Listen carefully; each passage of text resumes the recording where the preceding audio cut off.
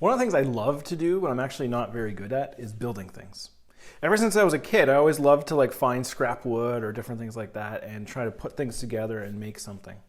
And to be completely honest, what I made when I was 10 probably is a similar quality to what I can make today.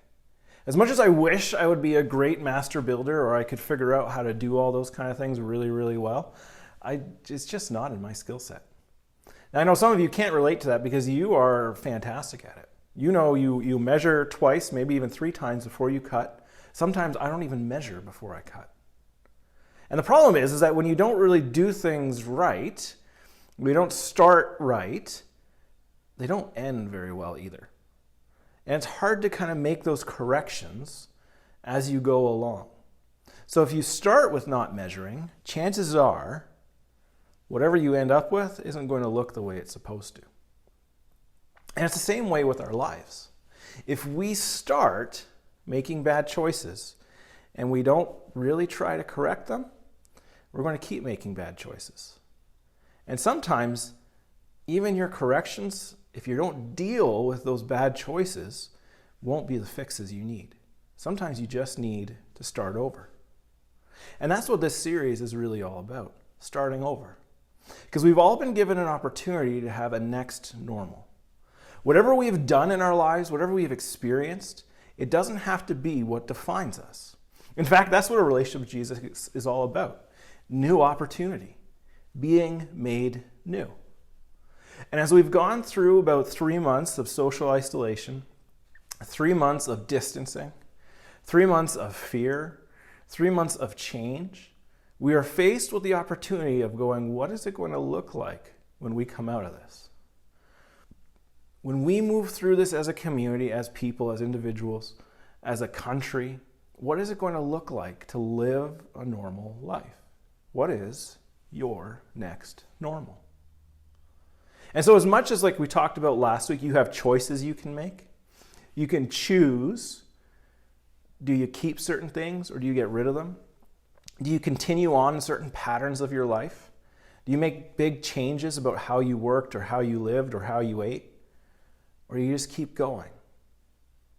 As much as you make those choices, the other important part of it is the foundation you build those choices on. Because if you don't start with the right foundation, all those choices we make might not end up where we think they should be. In fact, this is an essential teaching of Jesus. Jesus taught this in very simple words, using those very simple words of foundation, the idea of building, to all of us so that we can know what our next normal can be built on will make all the difference. In Matthew's Gospel, there's a section from chapters 5 to 7 called the Sermon on the Mount. It's a collection of sermons that Jesus did at some point, and Matthew puts them all together to say these are Jesus' essential teachings. These are some of the foundational truths of the vision of Christianity that we should have. And he ends that section in chapter 7 with these words, starting in verse 24. He says, "Therefore, everyone who hears these words of mine and puts them into practice is like a wise man who built his house on the rock." So there's a very important statement Jesus makes right at the beginning. Anyone who hears, but also puts them into practice. What words are those? Well, actually, he's referring to everything that just came before. When Matthew was inspired to put this gospel together by the vision that God had for it, compiling the experiences and the knowledge that he had by the power of the Holy Spirit, when he gets these words onto paper or orally tradition of sharing, he says, anyone who's heard what Jesus says here about how to be human, which is contrary to what might be natural to you, Anyone who not only hears them, but puts them into practice. So there will be those who hear them, those like you and me who maybe you're listening right now and you go, hey, I have never read chapters 5 to 7, so I'll go read them. And you'll hear them and go, okay, that's great. And you'll walk away and you won't pay attention to it. He says, well, there's that category. But the other category is much more important. Those who hear them and put it into practice. Those people who hear the teachings of Jesus and live a life trying to practice them. And it might be very worthwhile for you to look through these chapters to see what it means. He says, those people are like wise people, wise men, who built a house on a rock. Who built a house on a rock. The rain came down, the streams rose, and the winds blew and beat against the house, yet it did not fall because its foundation was on the rock. The foundation that the house was built on was so solid that no matter what came pushing in on it, what tried to destroy it, any natural elements, whatever, would not be able to because it was so strong. So he's saying those who build their life not only on hearing these teachings, but practicing them are like wise people who have a strong foundation for their house. And he contrasts this, he says, but everyone who hears these words of mine and does not put them into practice is like a foolish man who built his house on sand. The rain came down, the streams rose, and the winds blew and beat against the house, and it fell with a great crash. When Jesus had finished saying these things, the crowds were amazed at his teaching, because he taught as one who had authority, and not as their teachers of the law. So as Jesus had finished saying all these things, all these teachings, and again, look at chapters 5 to 7. This is your homework for the week. What are Jesus' teachings?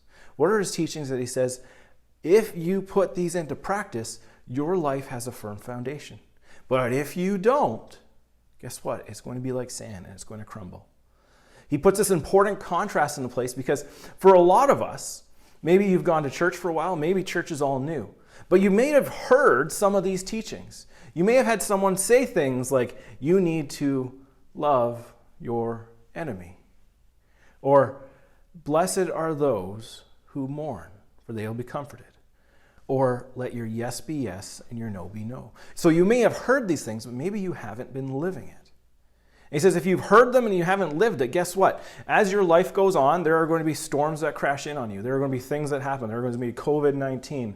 There are going to be riots in the streets. There are going to be people who make fun of you. There are going to be jobs that you lose. There are going to be physical altercations that you get into. There will be all kinds of things. There will be emotional struggles that you have. There will be all these things, and guess what? When they hit you, you won't have a firm foundation to live your life on, and you will struggle.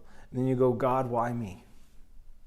But he says, guess what? If you listen to these things, if you listen to these teachings about who you are, how to be human, how to live your life, and then you live your life with them, guess what? You are still going to have storms. You're still going to have people who say things. You're still going to have COVID-19. You're still going to have racism. You're still going to have people who hurt your feelings. You're still going to have people who cause you to struggle. You'll still have mental health challenges. You'll still have earthquakes. You'll still have all kinds of pain and sorrow.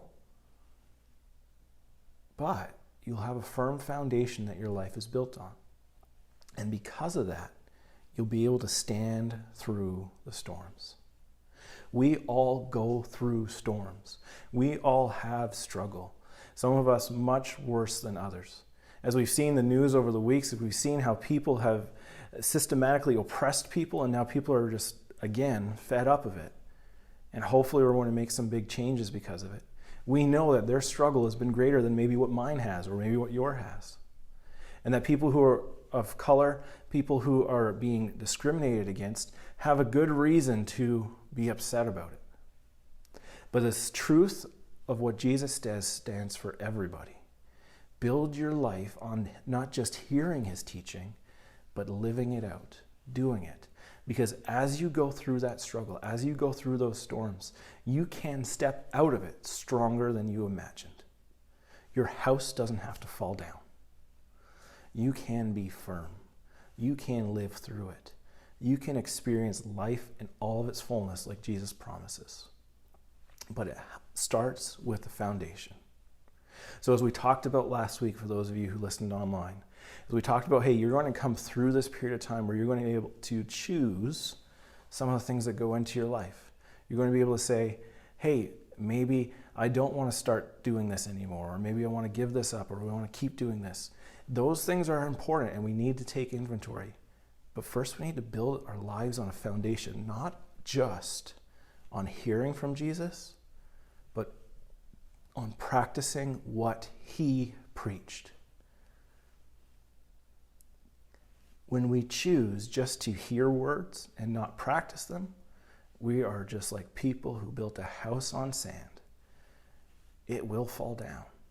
It will not last. But we have this opportunity. And guess what? It's not just an opportunity that we have because of COVID-19 or social isolation or the struggle that we find ourselves in right now. It's an opportunity that every day you can wake up and you can choose what foundation you're going to build your life on. And it's not always going to be an easy choice. Because the truth is, there are many things competing in our lives to be the foundation we built our lives on. For some of us, it might be our jobs. We might be going, okay, I am a doctor, a lawyer, a janitor, a bus driver, a pastor. We might be saying, this is who I am. This is what my life is built on. But then all of a sudden, what's going to happen is a storm will come like COVID-19 and your office gets closed down and they do layoffs, and guess who's next? It's you. No longer is your life built on that. So we have our jobs that we're competing for, but we also have our accomplishments. And we could say, well, I was top of my class in high school. I was the valedictorian, or I was the all-state running back if we were in the States or something like that. I was this star athlete. One day you're not going to be. What is your house built on? And as much as we can do it in our accomplishments, we can do it in our shame too. We can think, I was, born in a poor family. I'll always be poor. My family was abusive. Or I never passed high school.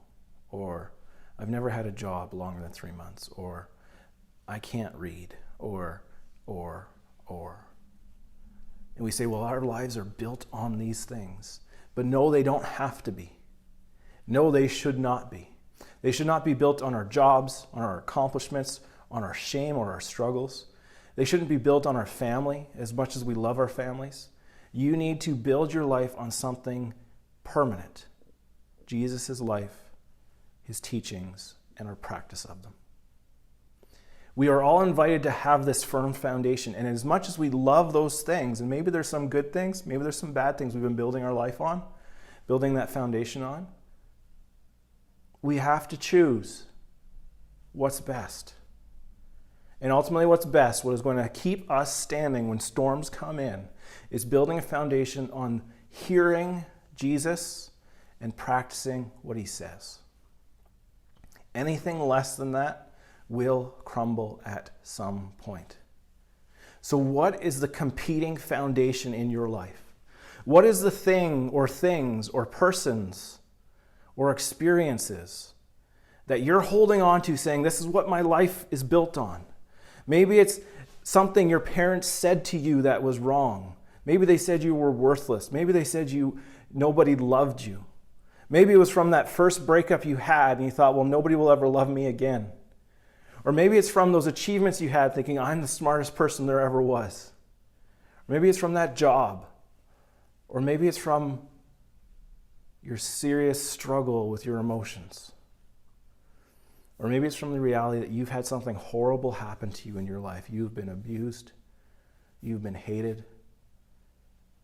What is competing to be the foundation of your life? There's only one foundation that will stand through your life, and that is the teachings of Jesus and putting them into practice. To hear from Jesus, and you can't hear from Jesus if you don't know him.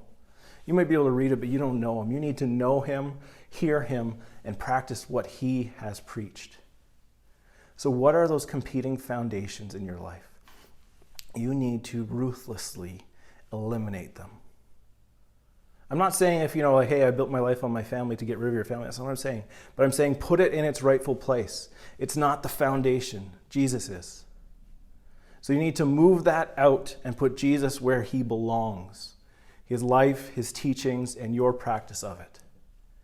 Your challenge this week is to read Matthew chapter 5 and 7 and take inventory. Just as you took a discard and keep inventory last week, this week take inventory and go, do I practice this? What is the teaching? Do I practice this? What does it mean? Because if you want a firm foundation in your life, that's how you're going to do it. When you move into your next normal, if you don't start with that firm foundation, it will fall down at some point. Another storm will come. So I challenge you. Read Matthew chapters 5 to 7. See what Jesus taught. Hear it, and then do it.